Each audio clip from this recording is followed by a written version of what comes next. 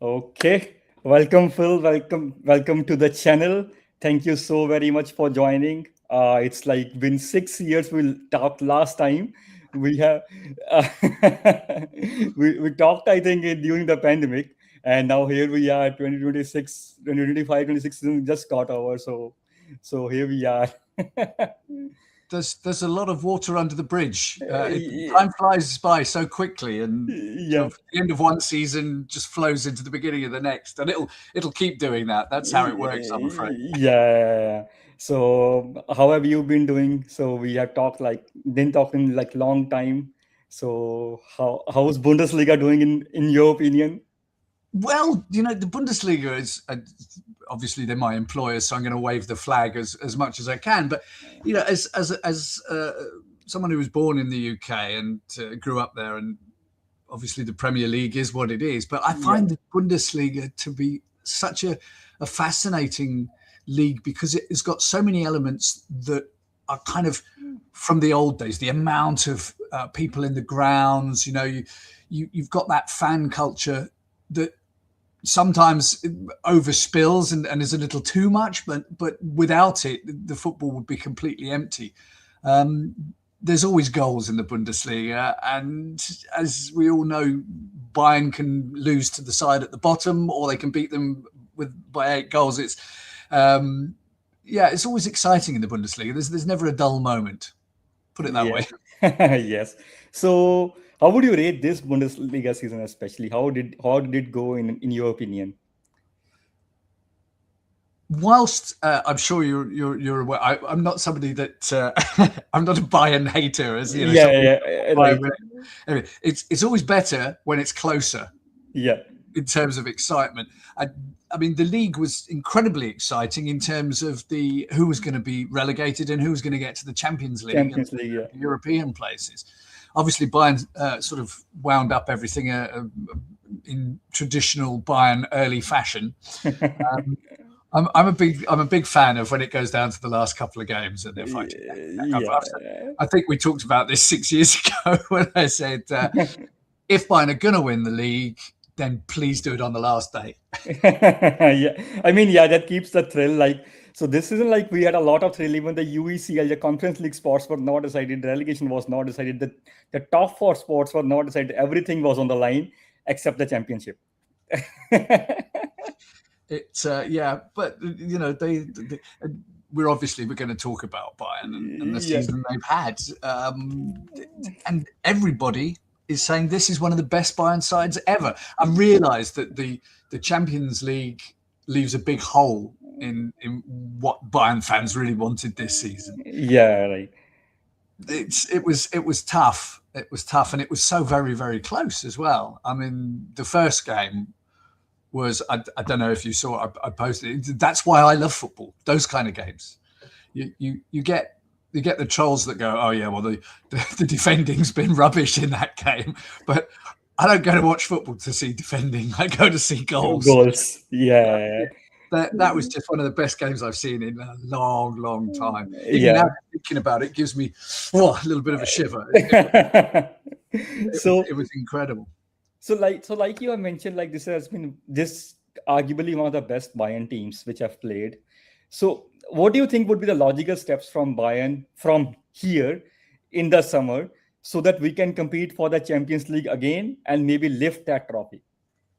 Well, I think there's some business to be done because players like Goretzka, who maybe not always is a starting player, but he's a very useful, very flexible player. They can put him in, could put him in a couple of different positions. And people like the on loan player like Nicholas Jackson, back to Chelsea. As far as I know, if you know anything different, do tell. So I think they're going to be in the market for new players. And talking about it with my colleagues, we pretty much think that they're going to wait and see who plays well at the World Cup. Yeah, that's true. That's going to be a key factor, I think. Yeah, right. Okay.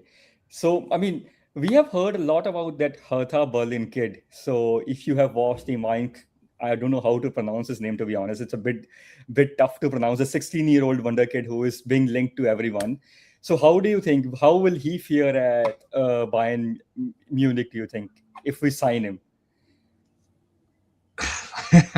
That's a bit. It's a big if when you're that young. There can be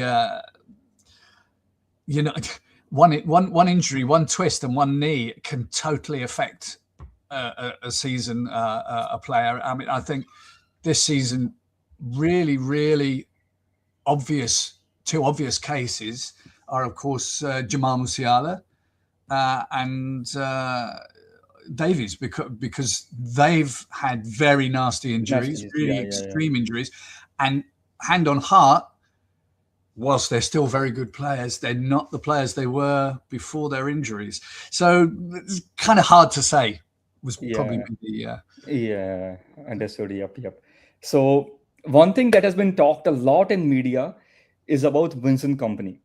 So how do you think his man management has uplifted Bayern Munich? Because that's, I think, his one of the USP of Vincent Kompany. And how do you see his evolution from last season to this season? Well, if we go back to when he started, the getting relegated with Burnley, and obviously, like many coaches, he's got a playing background, so he knows how it all works and how it links into itself. But he, in the beginning, wasn't even like the second or third choice. It was, and I think they brought him in with, as you'd say in England, it took a bit of a punt, bit of a risk. Because if it all went pear-shaped and fell apart, they could just go, oh, well, look, he did this and that. We were trying something and it didn't work. It's okay. We'll get someone else. When is Xavi Alonso? Oh, no, he's gone again now. But and I heard things from people about how he was with players on the training ground and the language he used with them. I mean, we heard some spicy things. Yes. We have read the media reports how strict he is. I'll use the word strict there because I know what you are saying. Yeah, so that, but they stuck with him, and I mean, it's been a while since Bayern won the double.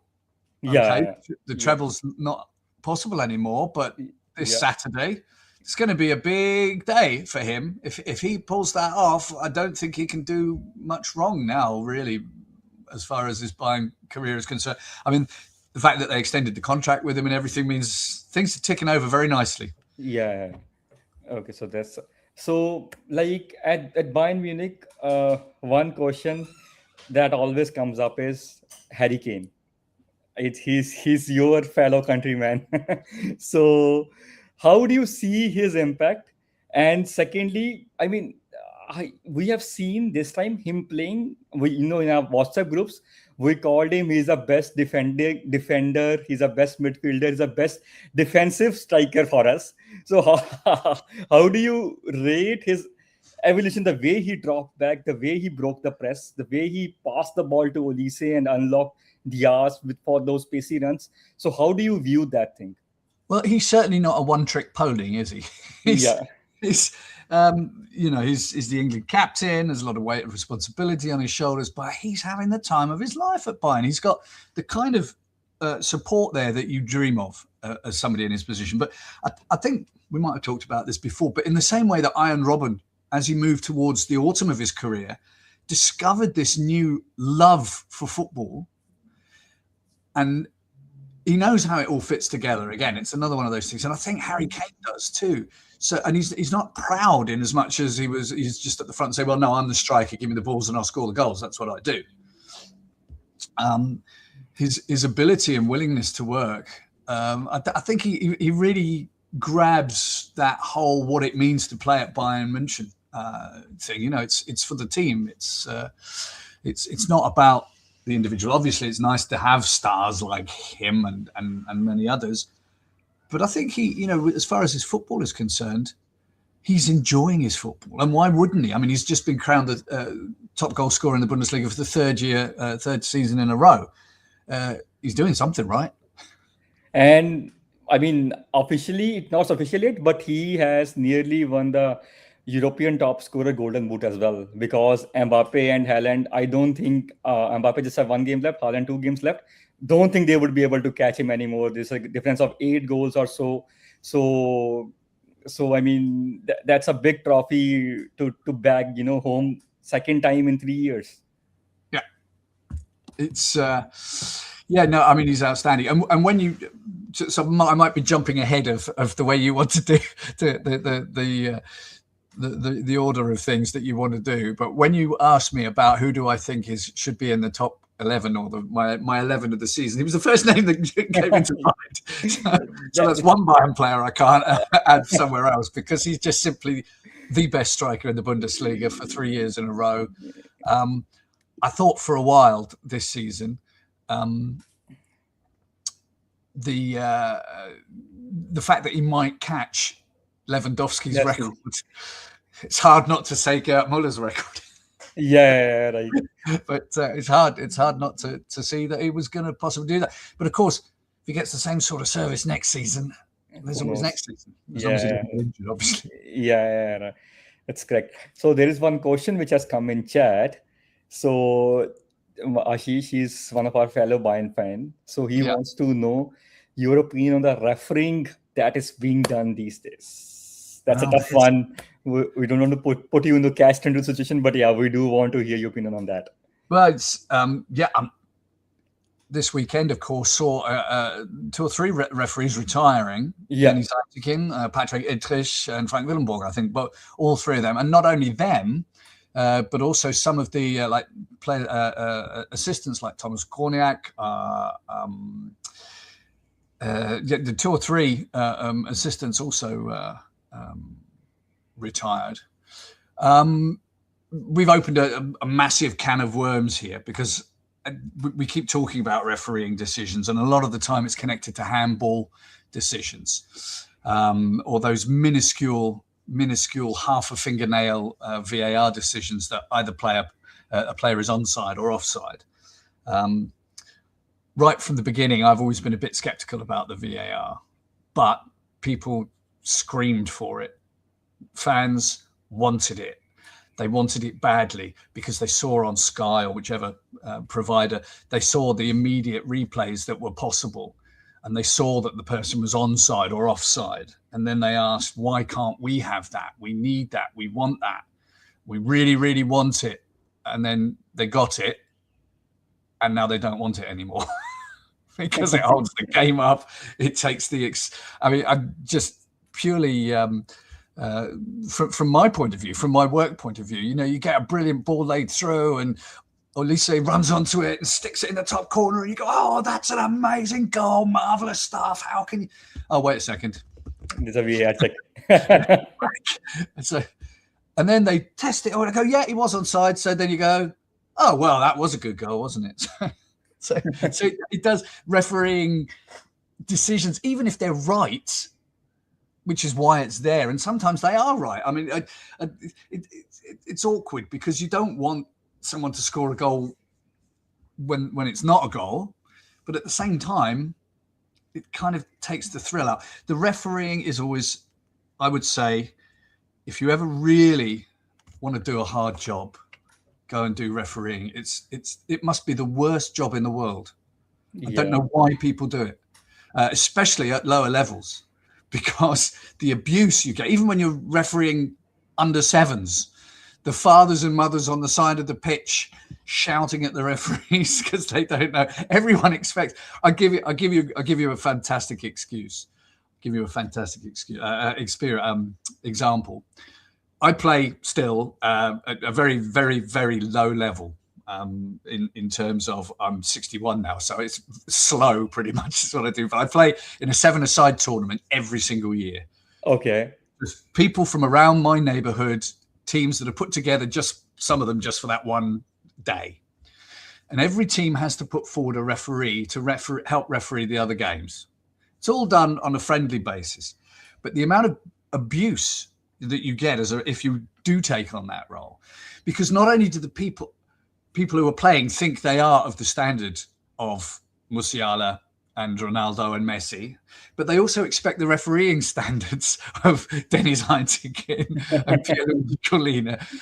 And it's one of the most horriblest things. So I can only say, if you have even the slightest wish to get involved in football and maybe, like me, you're not as talented as some, then go and be a referee, because the game needs referees. The ref cam is the next question that's come out. That's another good. Yeah. I've seen these the player cams as well being tested, which has been fascinating. I really like those, and I think if they're used in the right fashion, they could be fantastic. But what I don't think we need is to have too much of it. When you first see it, it's almost like watching a first-person computer game, because you see the arms going like this all the time. But those moments where, if the goalkeeper is facing a free kick from, I don't know, free kick expert, doesn't matter. You get to see the wall form, and you get to see how the ball bends and comes over the top, and see how the keeper throws himself. I think that's going to be fantastic. Same with the ref cam. You can see his position, often angles and where they stand. If they're not exactly perfectly positioned, they don't get to see how those things happen. I'll give you an example from 100 years ago, when I was a very young commentator, and Bratzel was still playing for Bayern.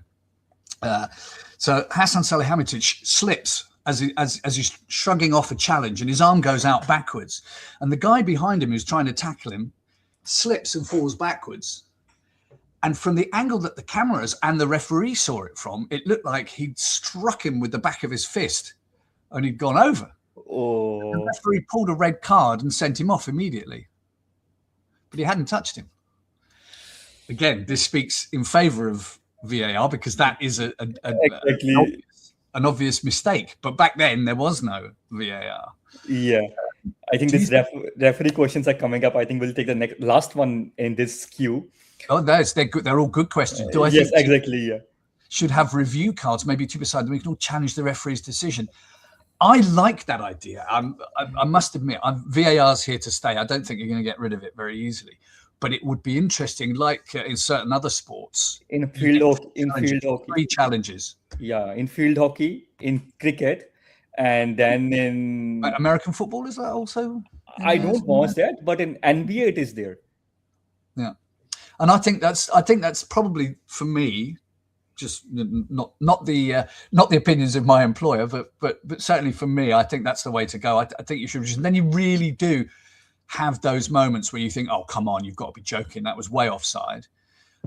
You often see those decisions, and players won't even contest whether it's offside or onside, because they just think, "Yeah, no, it probably was. Whatever it was, the ref thought it was." Yeah. Yeah, obviously you've got the, especially Bayern in the Champions.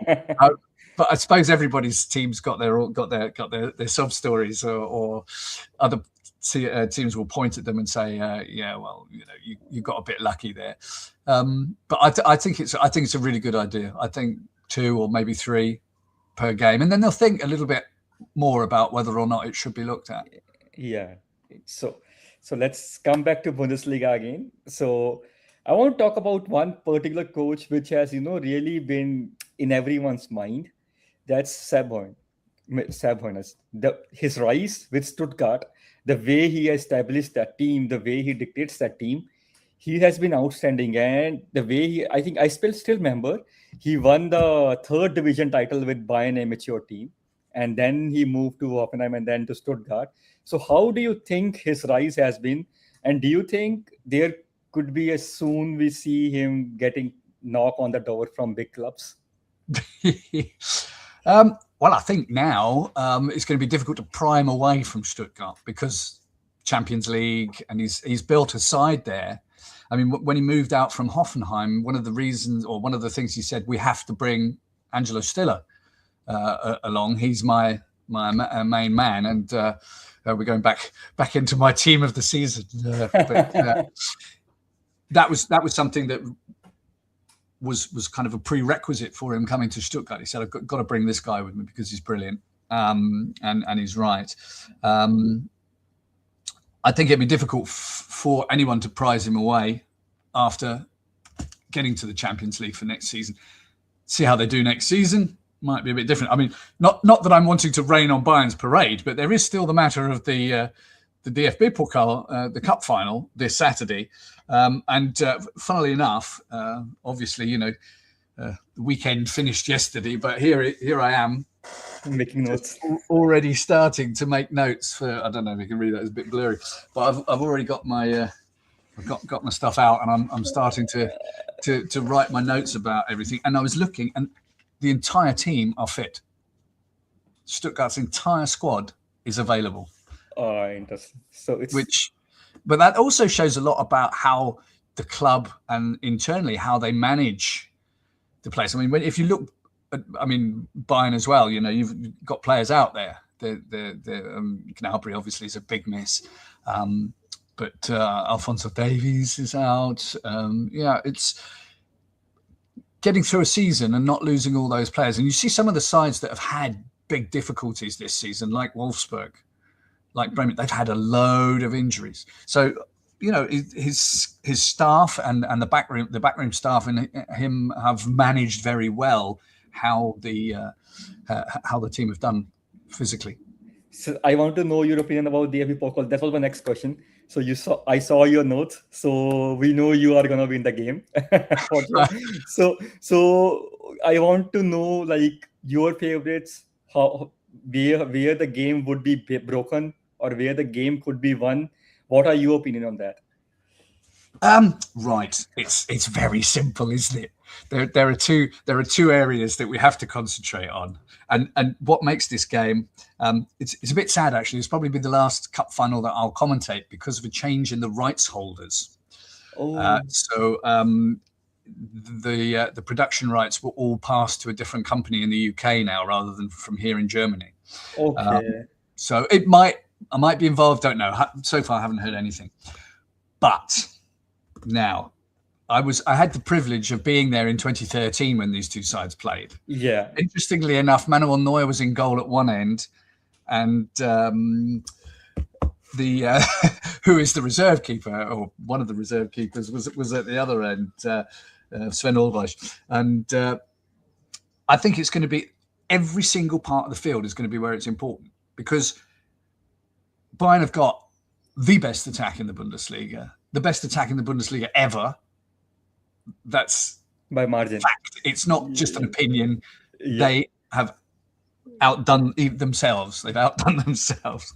However, Stuttgart have got a pretty potent attack too. This is what makes it interesting. You've got Undav and Kane, the two top scorers in the Bundesliga this season, facing off against each other. Okay, Kane is more likely to see Undav in Kane's own half back when he's doing the defending that we talked about earlier.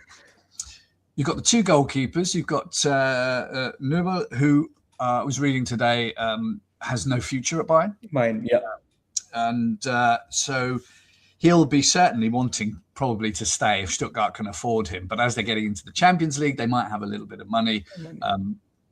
How the players get paid, not really anything that is to do with me, but certain amounts of monies must change hands. And I'm sure he will want to, like Hoeneß, he'll want to continue the job that he's doing so well.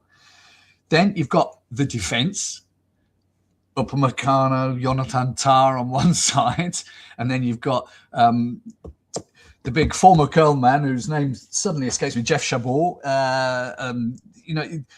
Fascinating stuff. The midfield, you've got Stiller, former Bayern, pulling the strings, and then you've got the likes, obviously, and just. It's going to be mega, absolutely mega, because Stuttgart are going to be really up for it. Yeah. And Bayern, well, will be Bayern, I suppose. Yeah. So yep. So that's going to be an interesting tie for sure. How's it going to go? I mean, it depends who overruns the midfield, who stops the runs, who can get Olise to red card someone, because that would be a big advantage for Stuttgart. Because Olise is sorry. Back to my team of the season again.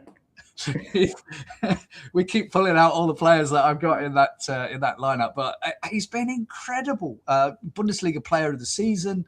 How do you stop him? I keep getting, I don't know if I'm getting criticism for it, but the parallels with Ian Robben are just fantastic. You know, he takes the ball down the wing, cuts it inside, curls it into the top corner. Thank you, goodbye. Everybody knows that that's what he does. Everybody tries to stop him, but very few do. Yeah, that's true. Yeah, it's kind of like fits the mold, really. Yeah. So we had a history this season.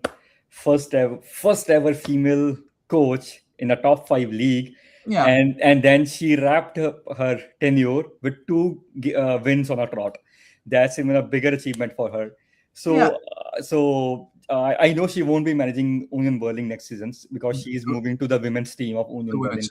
Yeah, that's what I have been reading about it. So, but having said that, there's a very interesting question which has come up. So, how do you think she has done? How was her job in managing Union Berlin? Well, do you know what? She's had a UEFA license for years. She's worked with some of the really good coaches as a co-coach or a junior coach. She's had 5 games in charge, won 2, drawn 1, lost 2. There are plenty of coaches that have got worse records than that have had to step up. I think in the world of football, it's, you know, there are no gay players and women are not in the game, and it's only a matter of time before people who are good at the job get the job, and it doesn't really matter for me what from where they come or what they do. You know, there was a time, if you want to be sort of like, you know, you bring out the women and men and stuff. There was a time when there were no black coaches. Yep. You know, I was looking. Here's an interesting one from Phil Bonney's back. I was looking through some of my childhood collections of Shoot magazine back in the 70s, and there was an article from a player saying, "I'd love to have a foreign player in our team." This is from the English Division 1 back then. Wow. Andy Gray or somebody. I can't remember who it was, but it was like, I'd love to have a European colleague. You know, so football moves on. You know, if you go back to the 60s when England won the Cup, 1966, as so many English people do like to go back to think about, but the football that was being played then, with the boots, with the balls, with the everything, it was completely different. You look at some of those games in the mud from the 70s that I remember. You never see that these days because games are called off. Nobody plays in that. Yeah. So no, I think she did a great job, and I think, you know, there was a little tinkling of glass ceiling being smashed there. Okay, she was only in charge for 5, but she obviously had respect to the players because she'd been training with them for some time anyway before that. Yeah. So I think fair play to her. You know, she was there on merit, not because somebody wanted to go, oh look, we've got the first coach. So, well done. I think she was, just to add to your thing, she was assistant coach for quite some time there. And she was there on the sidelines, on the touchline, I would say, when their main coach was suspending. So she was there. And now it was her tenure, so whatever it was there. But yeah, but a great job done by her. I think so. And you know, it will happen more and more and more. We get female referees, female lines people. And because as the women's game develops, it will, I don't know how many years it will take, but eventually they'll get to a par where you can interchange. I don't think we'll ever see mixed teams playing, but you never know. Never say never. Yes. So next team I really want to talk about is, I mean, I have been following them closely as well, is SC Freiburg. And their coach, Julian Sister. I mean, we all know Christian Streich used to punch above the weight. He used to pull the team into the Europe and used to do things. But this guy, Julian Sister, who has been their ex-player as well for 10 years, a midfielder for them. And then the job he has done, he has certainly punched above what we all expected probably. And there's a question as well. How do you think that has failed? I want to touch about that, and Ayush asked that question as well. And they would be against mighty Aston Villa, as I may say, and Unai Emery, the GOAT of Europa League. So how do you rate Freiburg, Julian Sister, and the UEL, which is gonna play on 20th of May? Right. Let's start with what do I think about Freiburg? I think Freiburg are one of the most amazing sides with the little amount of resources that they have. No really big named players, but players that know how to play and know how to play together. Obviously, you guys talk about Bayern DNA. Well, Julian Schuster's got Freiburg DNA, blood, teeth, hair. His toothbrush has also probably got SC Freiburg on it. So he knows how Streich did it because he was alongside him for so long, or part of his team. So I don't think that comes as any big surprise. But obviously, once he's pushed out there and on his own and no longer has, obviously Streich will advise him if he needs it, but I don't think he does. They've done fantastically well. They've been very resilient. They had a little bit of a dip just before as the end of the season came along. I mean, they have managed to get 7th place now. That will be, if they don't beat Aston Villa, will be enough to get them into the qualifying for the Conference League. Yeah. So I think they've done absolutely marvellously with the players they have, but they've got some rocks in there, which brings me to another one of my players of the 11. Yeah, you kind of knew that was going to happen, didn't you? Matthias Ginter has been outstanding for them in the middle at the back there. And like with Manuel Neuer, also in my team of the year, might just see their names popping up in the final squad. I think they announced it on Thursday. Yeah.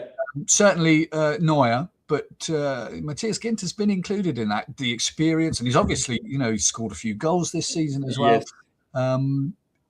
The experience that he has might not be a bad thing, taking him along.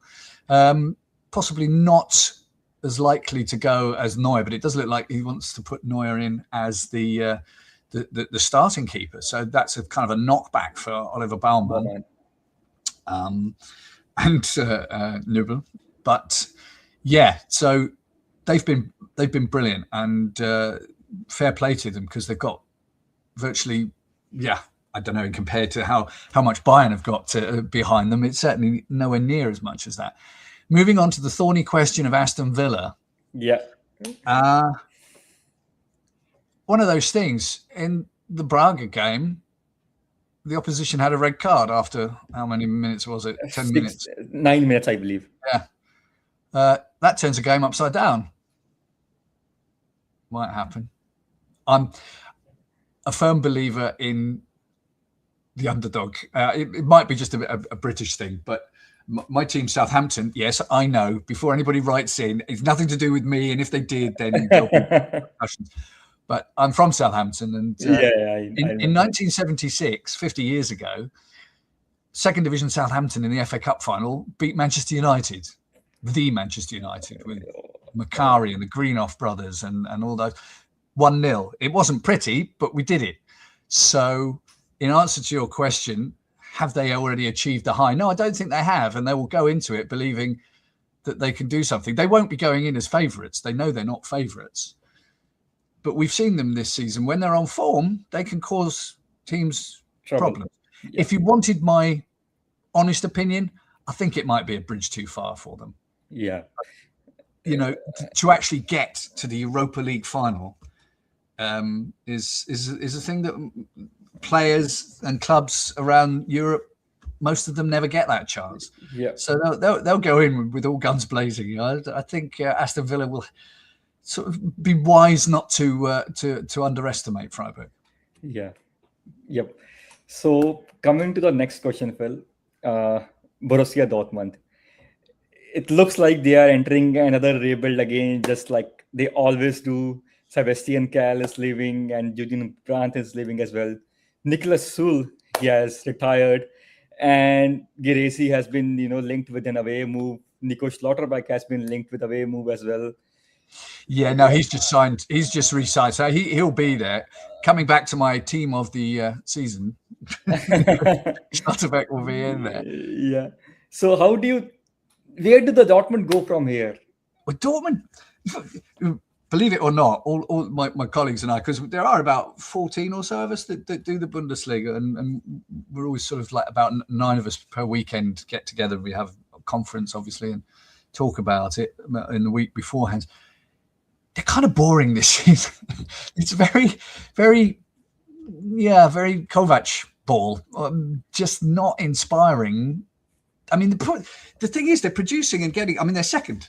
Yeah, you don't get to be second in the Bundesliga by being completely uninspired and not being any good. But when you get games with them in these days, you just kind of think, oh, which Dortmund are we going to see turn up today? Because they can sometimes be outstanding and sometimes they can be standing out for not being outstanding. Yeah. What do? They, I think, like Bayern, will be waiting to see what happens in the World Cup, and maybe not picking up the players that Bayern might pick up because of the wallet is a little thicker in terms of Bayern, but they'll be looking for players definitely because that Bayern need a challenge, and not just the Champions League is a challenge. They need to be challenged in the league. It makes the league better, and it makes them better too. Got another question about female coaches in women's football, men's football, but I think we've kind of covered that. It would be nice. Just a following a comment on that. So there is another coach whose name is doing the rings. Bournemouth coach Areola. He has already said that he's going to leave Bournemouth. So he has been linked with many clubs, and according to rumors, one club in Germany who is being linked to him is Leverkusen because the Casper is for sure leaving. And they are saying one unnamed German club has been linked to him. So do you think Dortmund can take that punt, or even Leipzig? It could be interesting for them as well.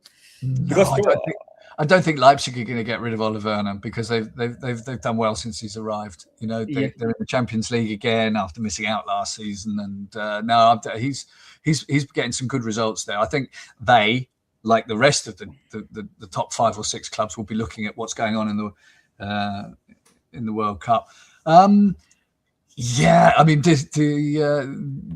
Leverkusen discussion as to whether or not Kasper Ullmann is going to stay, because again, when you look at the job he took over after Ten Hag had gone, after Alonso had gone, after all the players had gone, he's still done a half decent job to get them to where they were. They could have got further. It didn't totally work out for them, but whether or not Simon Rolfes will be wanting to pull the trigger that quick, I'm not sure yet. To be honest, I'm not sure. Thank you, Hakam Noodle 8037. It was nice to have admirers. So do you think Dortmund can take that punt, like we say? The thing about Kovac is he's kind of steady and secure, and perhaps a little bit plodding is not the right word, but the style that Dortmund have been playing under him hasn't set the world alight. It's been, as the Germans would say, ordentlich, too pragmatic. That's a negative statements. I don't know. Players' morale maybe. Players are always absolutely convinced of their own fantasticness. I'm for 61. I'm bloody marvelous. No, you are. We love your commentary. I think. The team itself forges together. If a coach loses the dressing room, then there are big repercussions. Do they want to take a punt and go with someone new? I'm not sure. It's not an easy decision for them to make, because there'll be payments as well, and money is it walks and talks. So my gut feeling is that they probably won't take the punt. I think Kovac will be there next season. Okay, yeah. So there's one more interesting question which has come up regarding Tom Bischoff and Karl to the World Cup. So how do you think they have done their best to give the auditions to Julian Nagelsmann to pick them up? I think, we haven't got long until nominations are in. Sometimes it's worth bringing one of those fiery youngsters. I don't know if both of them would get through, but again, as an Englishman, thinking back to days when I was much younger, when Michael Owen was brought along as an 18-year-old and scored that marvellous goal against Argentina. Those kind of moments can be pivotal to a campaign. And the way that Leonard Carl has exploded onto the scene, Bischoff is solid, and he's certainly one for the future. But if I was going to take one of those two, that's probably the better way. If I was going to take one of those, I'd take Carl. Oh, okay, interesting. Yeah. So now I'm navigating away from football talks. I want to ask one question. What was the loudest match in Bundesliga or any other league you have commented in? I want you to recall if you can, and how does it impacts the commentators in the box? That's really funny, because when you're in a stadium and you're there and the match is on, you look like this. And you've got a controlled sound coming into your ears, where you've got your coordinator talking to you, telling you when things are happening, giving you little pieces of information, telling you which subs are coming on. So actually, it's very hard to hear what's going on outside of the headphones. I mean, sometimes you take it off and go, "Whew, that's loud." I've had some loud moments. Obviously, cup finals, Dortmund against Bayern in Dortmund with 80,000. That can be very loud. Yeah. That's probably that either Dortmund Bayern or Dortmund Schalke, probably. Although Hamburg have been loud in the past, and sometimes it's the acoustics of the stadium make it very loud. But I would probably, if I had to say, it was probably a game in Dortmund, because there's so many more people there. Yeah. So difficult to say, really. Yeah, no, I understand that. So now moving to the next question, so which I want to talk. So like, before going to the team of the season, I want to know your player of the season. My player of the season? Yeah. That's a very good question. I see you pounced that one on me. I didn't want to give the cue about that. That's naughty, Patrick. We could do it another way. You could say, who do you think your player is for the season for each team? That would probably be easier. No, my player of the season. I think it's probably Olise.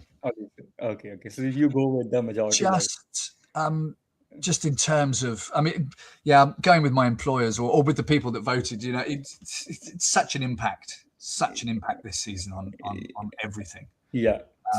But there have been, other sides that have had.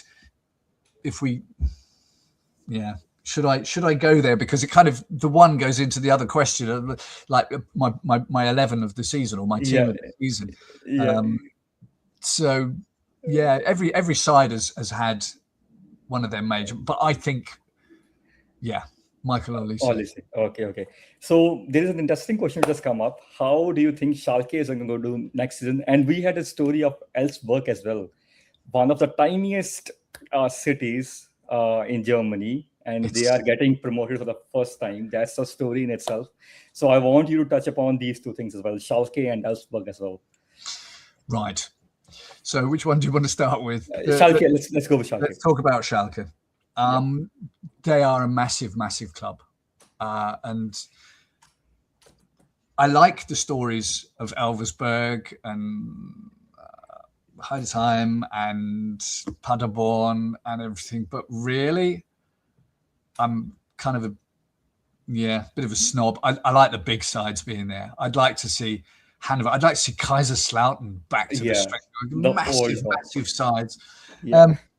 I fear that, like St. Pauli, who are also a brilliant side to have in the Bundesliga, but I think Elversberg are going to have a similar thing. If they, like Heidenheim, if they stay up for the first season, they'll consider themselves having done well. Yeah. Because everybody will be tipping them to go straight back down. I must admit, I had a little look yesterday when because obviously no football, no Bundesliga, but I was looking at the Bundesliga too.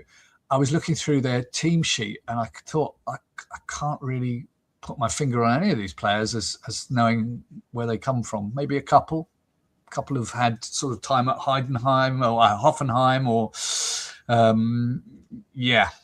difficult. But so I think, whilst they will not be looking to see who plays well at the World Cup to bring them on, but I think they'll be looking at players whose contracts were only good for the Bundesliga, of the sides that will be dropping out, or certainly the two sides that will be dropping out, to see if they've got anybody that they can pick up off of that. But I think Elfsborg are going to have a hard time next season. Yeah. They'll come in on adrenaline alone, but they'll have to be changes to the side.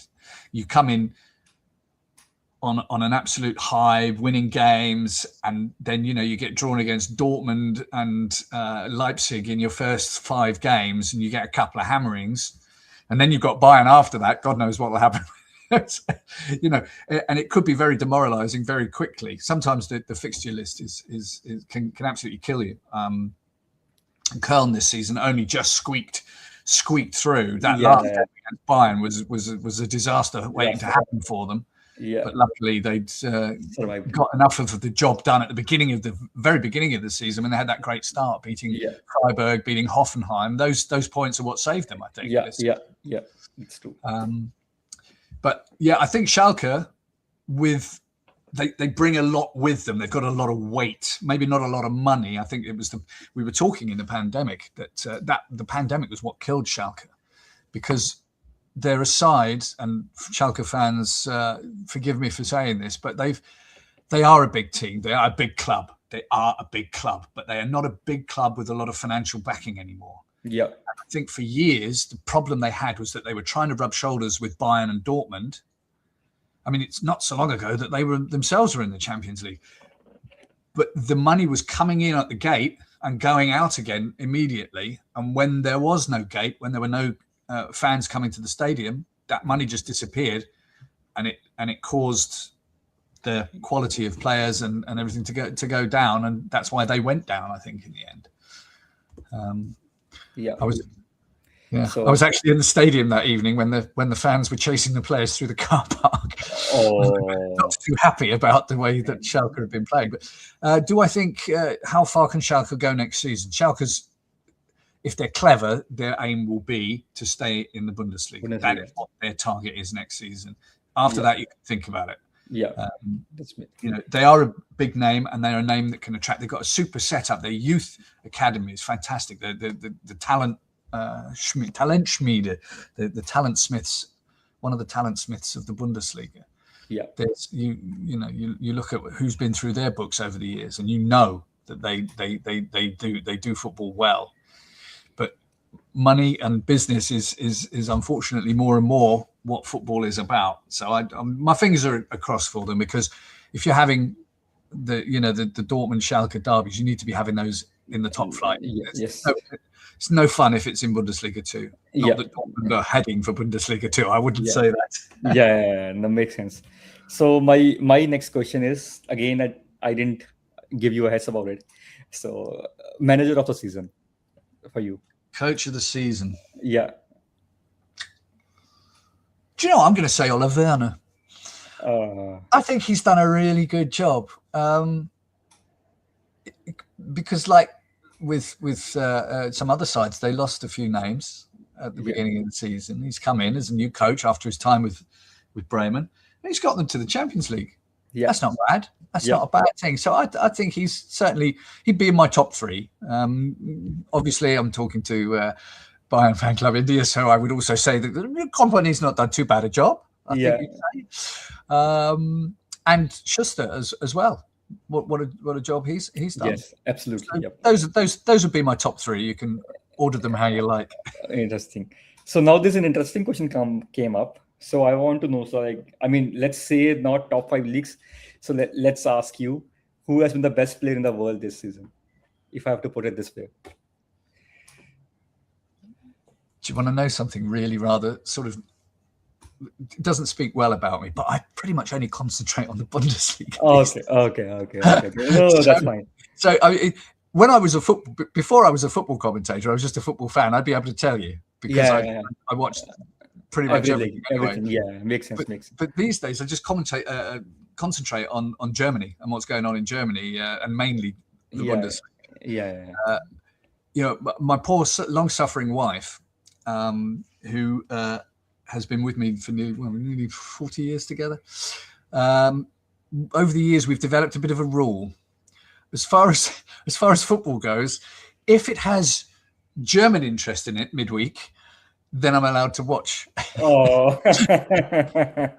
But if it's a cracking, I don't know, Champions League semi-final between, let's say, Real Madrid and Chelsea, I have to bargain a little bit to be able to watch that one, or go out.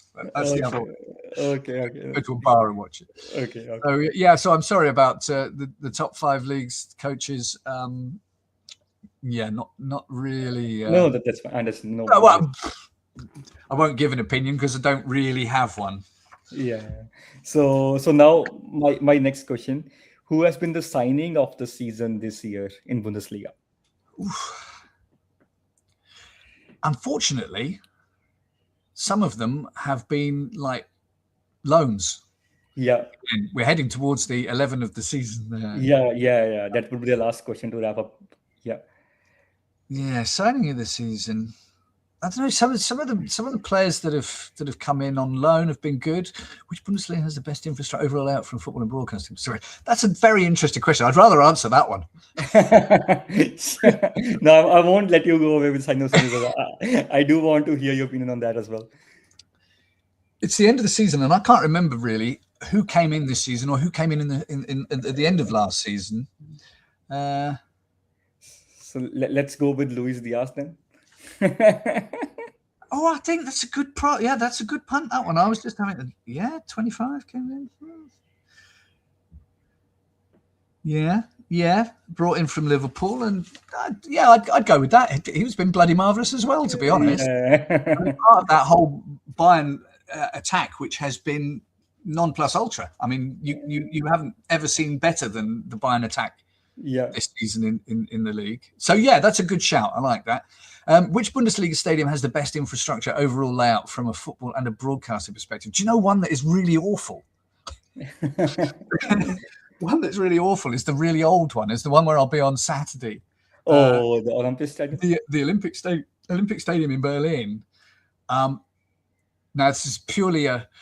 You guys would love to have the opportunity to be this panicked, but where the commentary area is, which is fine, and you've got all your monitors and there are cameras around you and above you and things.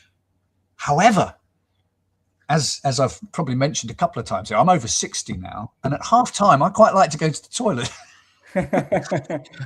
And there are no facilities provided for journalists. Oh. So if you need to go, you have to join the queue with all the fans who have been drinking quite steadily throughout the first 45 minutes and before. So in the early days, it was quite a thing. However, I must say that the authorities, or basically the television companies I've worked with, we do now have a couple of portaloos that we can use and dash to. But that was quite... For the first few years that I was there at a cup final, that was quite daunting to get to the toilet and back before the coverage was starting again. Yeah. I've mentioned before that sounds like I'm just sort of like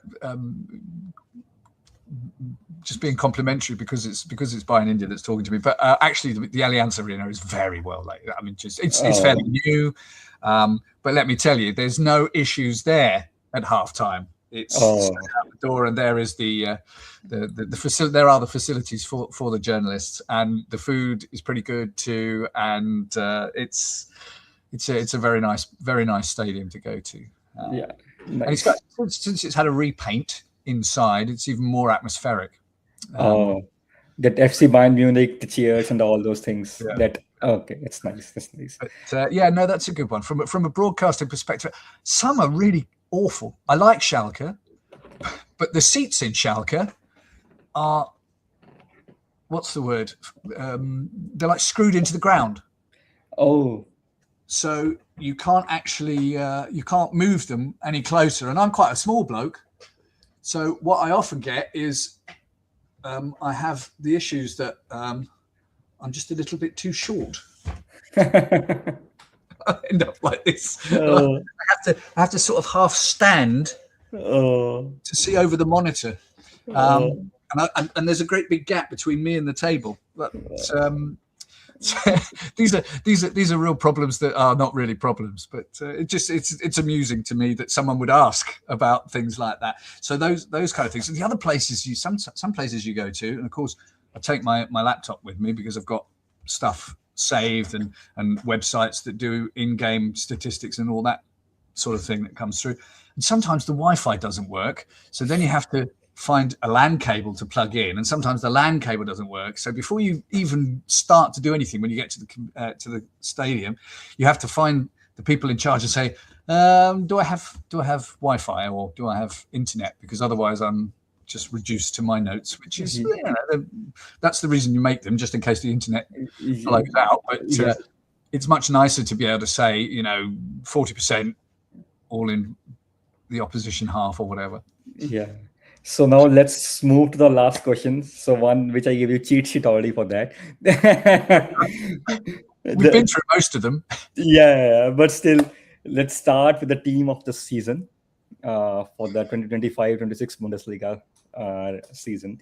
So who would be your goalkeeper for this? I think, based on what's happening currently, I think Manuel Neuer's rebirth at 40 is a great achievement. Obviously, backing the old people like myself. The fact that Nagelsmann is going to announce the squad on Thursday, and Neuer's pulled off some fantastic saves recently, and so the one against Paris Saint-Germain was quite outstanding.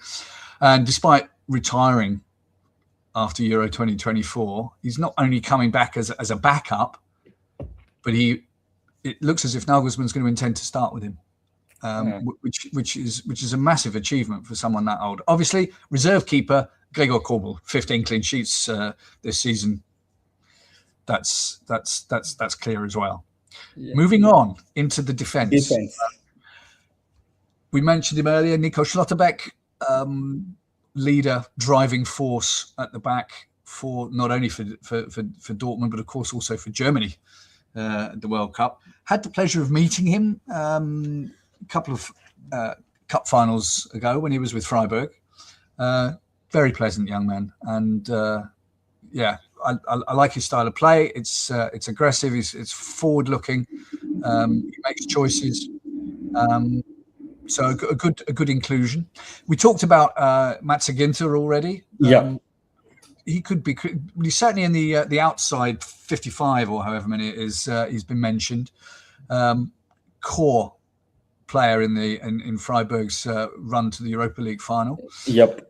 Hasn't played for Germany since June 2023, but he's put in such a good season this season. He should be going to World Cup, I believe. So I think I'm playing a back three today. Okay. So the third one is sadly for the Bundesliga returning from whence he came, and that is Luka Vuskovic from Hamburg. Maturity, ability, way beyond his years. It's very interesting. One of the last games that they played, not last week, the weekend before, watching them go into the huddle, and he's the one telling everybody what's going on and what they need to look out for. You see them watching him and listening to him. Yeah. So he's got that footballing brain.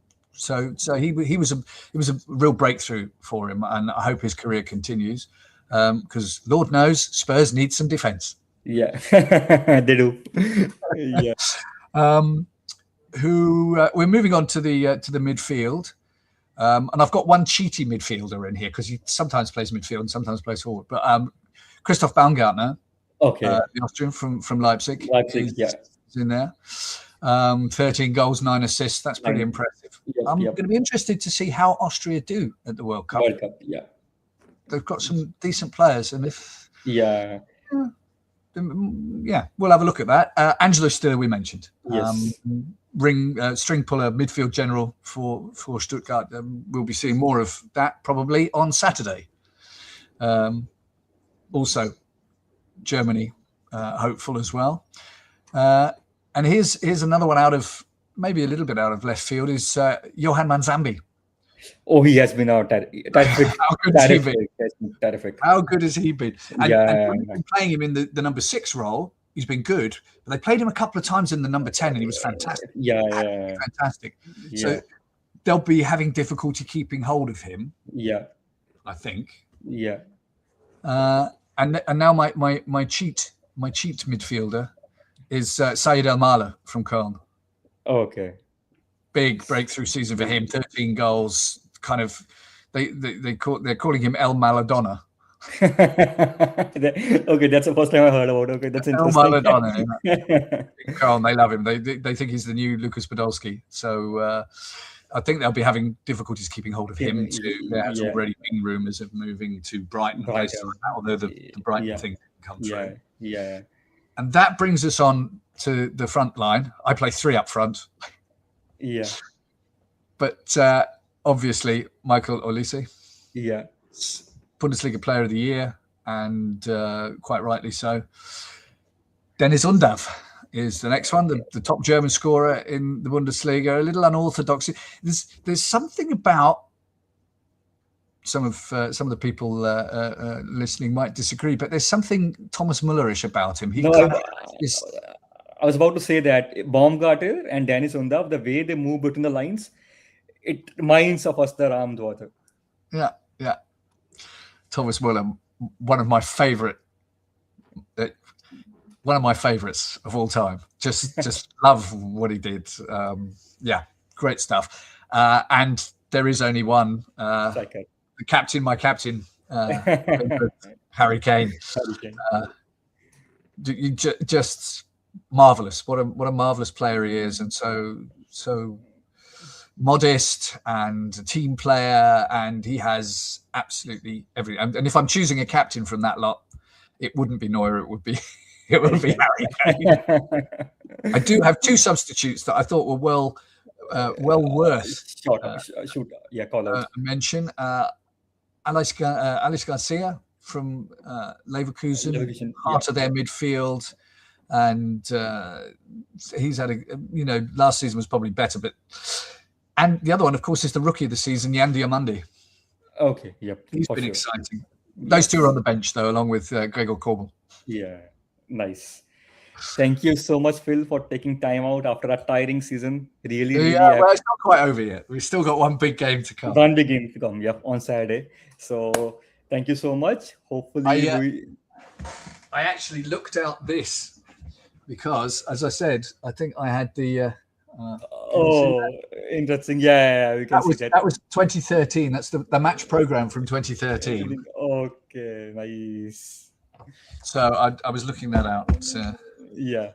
Thank you. Well, who knows if it was as good? If it's as good a game as that one was, I'll be very happy. 3-2 in the end. 3-2. It was a very, very, very tense game for us because we were chasing that treble. It happened probably after the Champions League win, I believe. It was after that. It was the last game of the season. That was the final missing piece in the treble. In the treble, yeah, I still remember that. Yes. And honestly, I thought it might have been another treble this season. You're hoping for. What's very funny with a lot of Bundesliga fans, or who are people in my position, is we don't want Bayern to win too often until it gets to the Champions League, and then they can win as much as they like. Yeah. Yeah. Okay. Thank you. Thank you for having me on. Thank you everyone for watching along. It's great to hear the questions. Some good questions too. Excellent questions. Yeah. Hopefully we'll do something again. Maybe. Well, let's not leave it 6 years this time. Yeah, for sure. Thank you so much. I'll end the stream. Thank you everyone for joining, and we hope to bring back Phil again. Thanks very much. Have a great summer, and Bundesliga again next season. Yeah, thank you.